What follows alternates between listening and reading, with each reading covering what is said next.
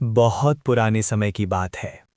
घने वनों के बीच एक शांत आश्रम था, जहां ऋषि जमादग्नि और उनकी पत्नी रेणुका तप, त्याग और धर्म का पालन करते थे। उनका एक तेजस्वी पुत्र था, परशुराम, जो आगे चलकर विष्णु के अवतार के रूप में जाने गए। हर दिन की तरह माता रेणुका नदी से जल लेने गईं। सुबह का समय था, सूरज की किरणें पानी पर चमक रही थीं और वातावरण में शांति थी।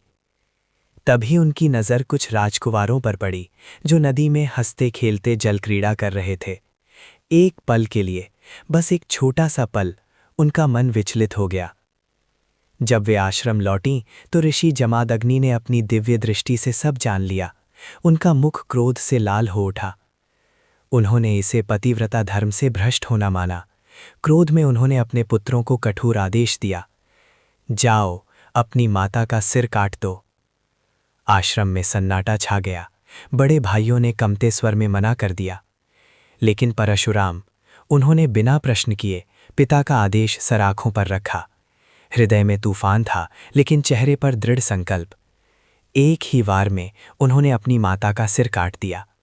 धरती जैसे थर गई, वन में पक्षी चुप हो गए, समय जैसे एक पल के लिए रुक सा गया।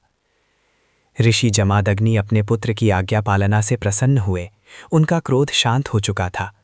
वे बोले, वत्स, तुमने मेरा आदेश माना है, मांगो, क्या वरदान चाहते हो। परशुराम की आंखों में आंसू थे। वे तुरंत बोले, पिताश्री, मेरी माता को पुनः जीवित कर दीजिए और उन्हें इस घटना की याद भी ना रहे। ऋषि ने अपनी तपस्या की दिव्य शक्ति से माता रेणुका को वापस जीवन दे दिया। वे फिर से जीवित हो उठी, शांत, पवित्र, जैसे कुछ हुआ ही ना हो। आश्रम में फिर से शांति छा गई, लेकिन इस घटना ने परशुराम के जीवन पर गहरा प्रभाव छोड़ दिया। एक ऐसा प्रभाव जिसने उन्हें इतिहास का एक अमर और कठोर योद्धा बना दिया।